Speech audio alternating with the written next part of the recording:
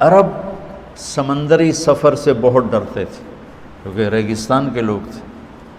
بنگالی ریگستان سے ڈرتا کیونکہ وہ پانی کا آدمی.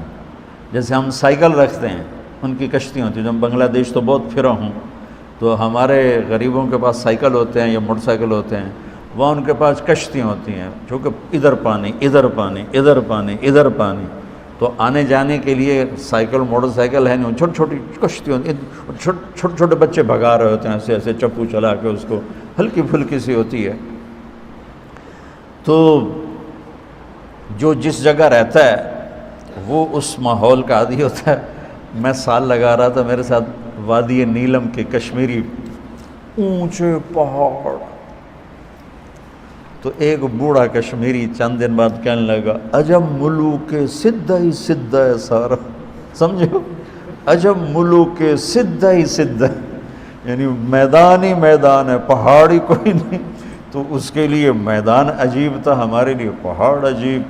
ہم بڑے شوق سے گئے, بچے بھی, ہم نے جانا کدھر سکردو.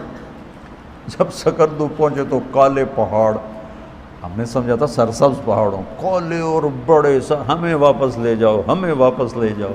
یہ جو جہاں رہتا ہے وہاں اس کا مزاج بن جاتا ہے. عرب صحرائی آدمی ہے,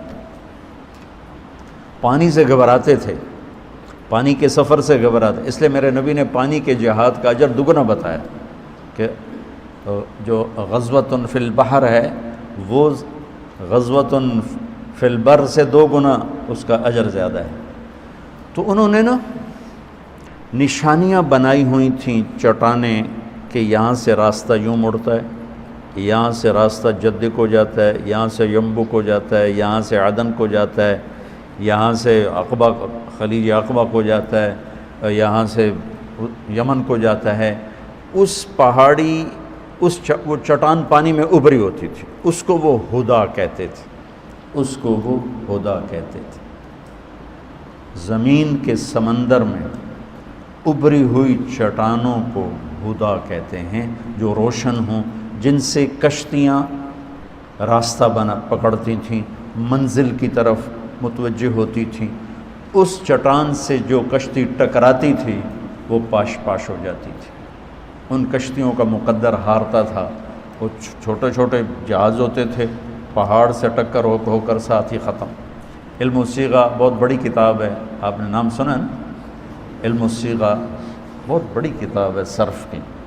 میں نے ساری زبانی یاد کی تھی ایسے فر سوری. میں ابتدا میں کتابیں یاد کیا کرتا تھا, مولانا تم تو تکرار بھی نہیں کرتے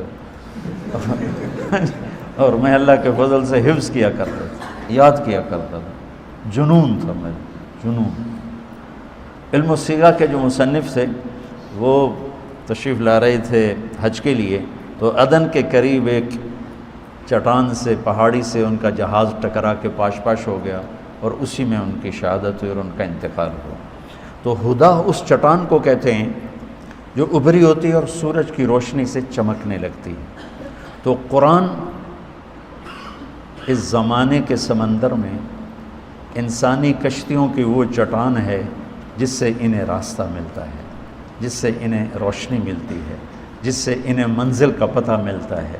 اور اس چٹان سے جو ٹکرائے گا, تاجر ہو, ذمہ دار ہو, فرعون ہو, حامان ہو, قارون ہو, بادشاہ ہو, وزیر ہو, فقیر ہو, ان سب کا مقدر ہلاکت.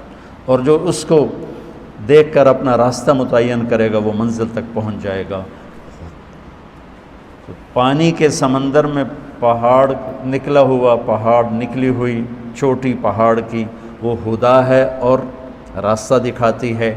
زمانے کے سمندر میں انسانی کشتیوں کے لیے جو ابھری ہوئی چٹان ہے وہ یہ قرآن.